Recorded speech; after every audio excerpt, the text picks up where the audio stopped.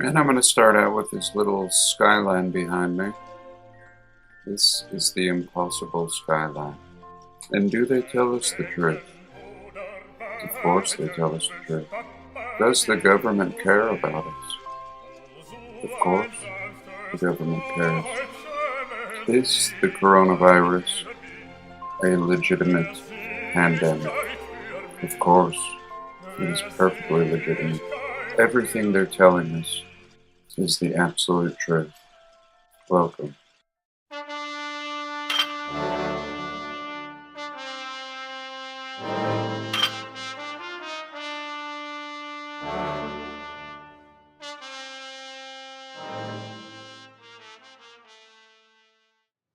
And really, your comments shape my videos.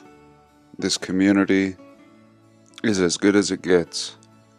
I had originally planned on making a video on the World's Fair in Rio de Janeiro, and I will show what I've made so far. And this, I believe, is a cathedral in Mexico. Here she is again. Very important expenditure for the church. I'm sure there were no homeless people in this city at the time of its construction. Otherwise, the church would never dream of building something so magnificent. Here we can see the busy and bustling streets of Mexico, looking as if it's been abandoned for at least 100 years. I could be wrong. I'm sure this photo was taken during the siesta hour, a very important function, and a perfect time to snap a picture. And here in this picture we see old doorways in this wall, blocked off long before the photo. And one more look at the cathedral. A very classic style, showing all the signs of the old world. Certainly nothing unique, but very beautiful. And a little look at the inheritors of this city, coming to fill the vessels with water. They are nice vessels. This one seeming to have some straps. I'm very grateful to have this old world wonder still functioning after the reset. And here's what I was looking for. Some sort of World's Fair in Brazil. And look at these mud roads, not even level. Before any construction would take place, that would be the first thing we would do. And what a beautiful place to be. And in 1908, they held the exhibition of the opening of the ports of Brazil. Not quite a World's Fair, but having all the markers and characteristics of all the World's Fairs we've looked at. It opened on August 11th, stayed open for 3 months, and received over 1 million visitors. They're saying it was an unrecognized exposition, and no talk of construction, not a picture of construction, and no mention of by whom or how it was even built. The usual narrative, always stressing who designed it, and the buildings, as usual, not suiting their purposes. Palace of Mines, Industry, Botanical Garden. Here a little look at the Palace of Mines. And here we can see the Industry Pavilion. In the Industry Pavilion, having a very interesting story. We're told that it was first a military school, then it was used for this expo, and afterwards it was turned into the 3rd Infantry Regiment. And they tell us the States Pavilion, as seen here, is the only one that was permanent. And if I was designating these, naturally this would be a Capitol in the background, and I would make this one a courthouse. Of course I'm joking. This looks like everything we see all throughout our realm, and this World's Fair seems very exciting. So that's it in a nutshell. Let's have a little look Get some pictures up close. And here we see a little World's Fair ticket. In 1908, the exhibition Brazil. Totally mind-blowing. Looking very old and seasoned and abandoned. And here the doorway to the monument and a glorious little structure. Very top-heavy. And here we see the theater. A very beautiful theater. And a couple guys waiting for people to arrive. And here we can see the Pavilion of Minds, if I'm correct, seeming like a rendering. And of course this is how you would want to represent the mining industry. And a nice little postcard to send home, letting the family know how much fun you're having at the World's Fair in Brazil. Seeing a lot of the same structures you may have had in your very own town. And here's that gateway all lit up. And here's their little industrial palace. Just a little guy. And here we can get a feel for how much fun this fair really was. I'm trying to imagine myself in this crowd, looking around at these buildings and wondering what the hell this fair is all about. As usual, I'm looking for refreshments, souvenirs, and restaurants, and not really seeing any. And in this particular picture, it seems like we ran out of money, having to erect little tents. Perhaps this was the food court. And I don't need to mention how ridiculous this is. Nobody out on the water, and this might have been a few days before the fair. And here we have one last check, making sure the fountains are operational. And as usual, the roads will have to stay muddy in this exhibition. Certainly going over budget and just hoping that people show up. And a little look at the roads. Not sure if this is horse dung or just piles of dirt. Some bricks on the road. Just the thing to keep these fairgoers excited. I would have loved to have seen this city in its glory, seeing the actual builders and inhabitants. And this little castle is the governor's palace, really teched out. And finally, some refreshments. Let's just take a load off. And what do we have back here? Little amazing buildings built into the cliffside. And one last little parting look at the white city of Rio de Janeiro. A fine fair it must have been. At the very least, a great opportunity for a picture. The inheritance of Brazil. And this was shared in a comment in yesterday's video, and I absolutely thank you for this. Recommendation of a wonderful film. Released in 1975, a year before I was born. And this movie is called A Boy and His Dog, starring Don Johnson. And naturally, I didn't really know what to expect from this movie. And as it turns out, it's the best movie I've seen in a very long time. I seldom watch movies anymore. And by chance, this is one of the greatest truth drops in movies I have seen. Seeming so clear to anybody that does any Mudflood or Tartaria research. This movie explains our past. And of course the timeline is off, being set in the future, as if World War III has transpired. And we begin with this apocalyptic scene, just cooking the realm, and here giving us the date of 2024 AD. This is a perfect story of our past, yet portraying it as if it's something to come. And right at the beginning, we start out with these characters digging holes.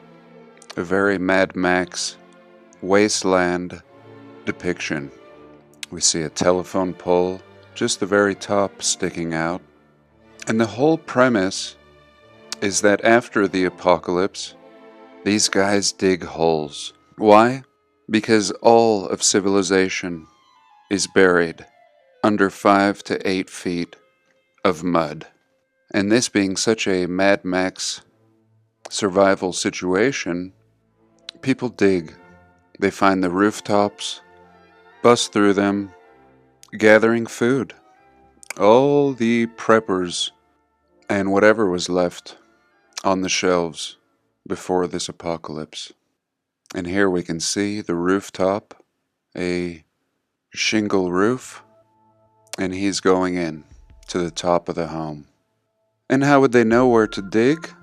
Well, again, you have things poking up like this telephone pole, and entire neighborhoods perfectly preserved under the mud.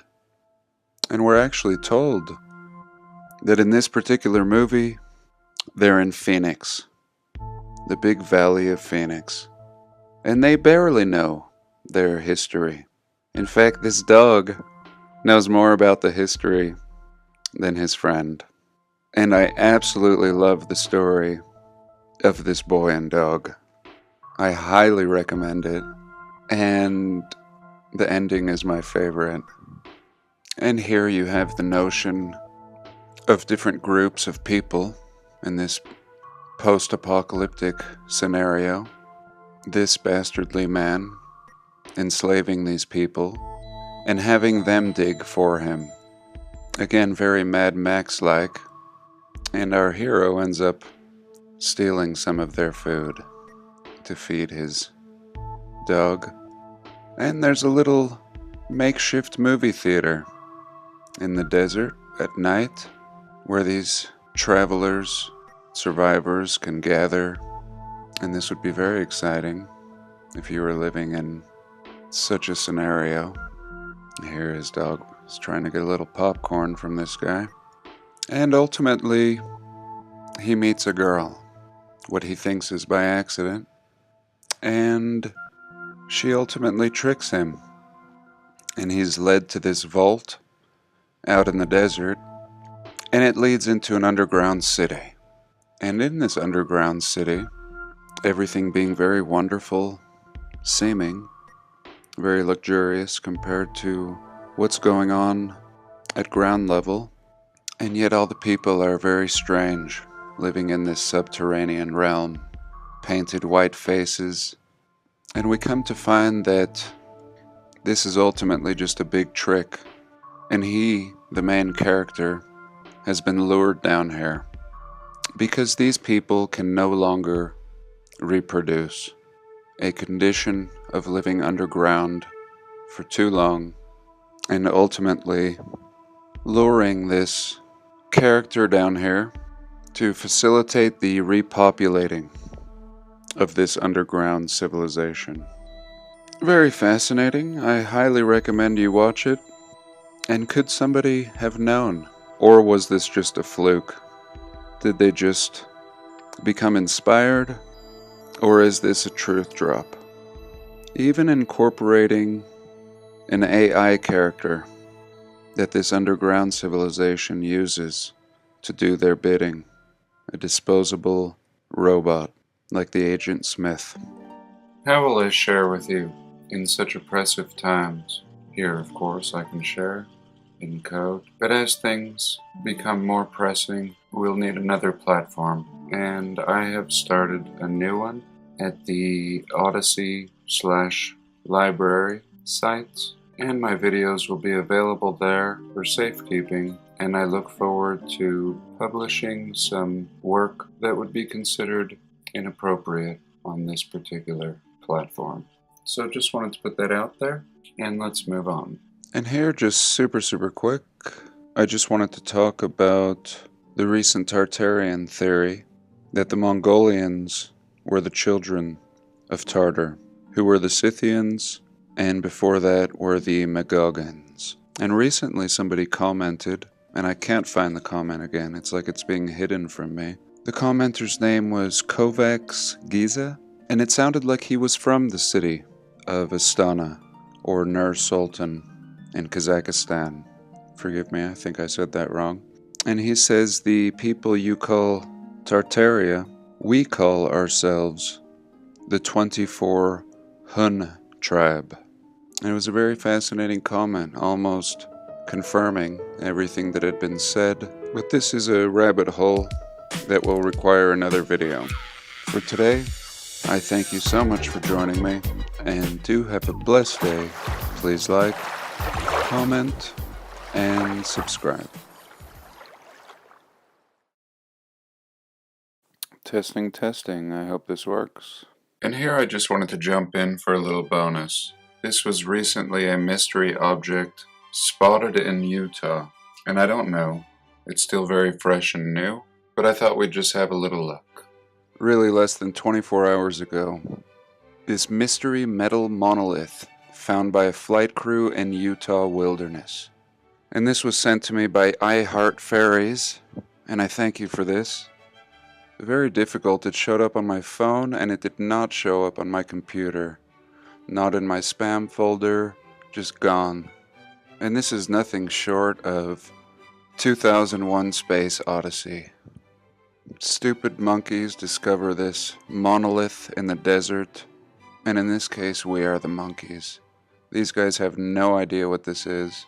And what we see is this wilderness crew was doing a helicopter flyby, and one of the crew spots this object down in the canyon. They land the helicopter and go check it out, and here we can see where this is located. In this canyon in southeast Utah, and they're not revealing the location because they said they're worried that people might get stuck. Here possibly the greatest discovery in recent times. And frankly, I'm quite surprised that we even are seeing this. I'm going to follow this really carefully. Worried the Smithsonian is on their way. And here, once again, not giving us the exact location of this metallic monolith sticking out of stone. But they do show us this map, and with this little toy helicopter, give us perhaps a little unintentional disclosure. And I'm going to encourage everybody to hit the Google Earth. If you're familiar with this area in person, boots on the ground will be key, and perhaps we just make a big group exploration out of this. Perhaps in between Arches and the Grand Escalante National Monument. But once again, with this image, I think we should be able to spot it from above, at least find this canyon. And here we are. This crew has landed, and you can see the obelisk. Unbelievable that they even spotted it, because it really is right up by the canyon wall here. And I love when the mainstream has no explanations. They thought maybe some artists had put it here, but not seeming to be any path marks, no litter. And here now they're approaching it. And like I said, you can see where he's walking, and it's not very worn. And here we go. This thing just planted firmly into the rock. I just can't even believe they're showing this to us this morning. I'm very excited. And as we look back here, we see the signs of melted buildings, window openings. And could this have been such a high quality metal that it was completely unaffected by this massive heat that cooked our realm? And these guys just get up here, putting weight on it, showing that it's nothing flimsy and nothing that's been recently put here by some artists. There we go. And here they get up here just to check it out a little further. Once again, the flight route that they supposedly took, and an aerial view of what this landscape looks like. Some nubs, most likely from structures melted down to almost nothing. This great canyon here, another one here, probably will resemble Lichtenberg figures from the top. Massive heat and scar marks. And this must be fresh footage that they took. So here is a look at this sheer canyon wall, and perhaps that's where the obelisk was found. Not at all what I was going to share this morning, but very exciting. And more breaking news. This was just sent to me a couple days ago. More on the monolith. It looks like people may have found the location of this monolith out in the Utah desert. And let's read what they have to say. Over the weekend, the team, of course, discovered the metal object. It's still a mystery to who put it there or why, but a group of eagle-eyed Reddit users have discovered the location on Google Earth. But just so we're clear, officials say you probably should not visit it. You'll end up putting yourself and others in danger, not to mention needlessly bothering the nearby wildlife and traveling during a pandemic. So this is really telling me that this is something worth checking out. Already with these stupid discouragements. According to Google, satellite imagery, they say it appears to have been erected between 2015 and 2016. However, a spokesperson for the Utah Department of Public Safety speculated in the New York Times that it could have been there even longer, telling the paper, "All we know is that it's been installed since the 40s and 50s. Somebody took the time to use some type of concrete cutting tool or something to really dig down almost the exact shape of the object and embed it really well. It's odd. The roads are close by, but to haul the material, to cut into the rock and haul the metal, which is taller than 12 feet in sections, is definitely a feat. It would be quite the expedition, and not without risks. It's about an hour-and-a-half drive from the nearest highway, with little more than half a mile of unpaved road to cover at the end of the journey. So this is great news. Not too far off. The location was initially kept under wraps by authorities to keep nosy trespassers at bay. First of all, let me remind you that these are public lands. Public. There are no nosy trespassers when the lands belong to the public. The exact location of the installation is not being disclosed, since it's a very remote area, and if individuals were to attempt to visit the area, there is a significant possibility that they may become stranded and require rescue. Absolute bastards. Officials are now calling for its removal, as it's illegal to install structures or art without authorization on federally managed public lands, according to the statement. And these officials should all be fired for treating the public that they serve as if they're children. And please, anybody that has the coordinates to this location, leave them in the comments or email me before these cleansers of history have their way.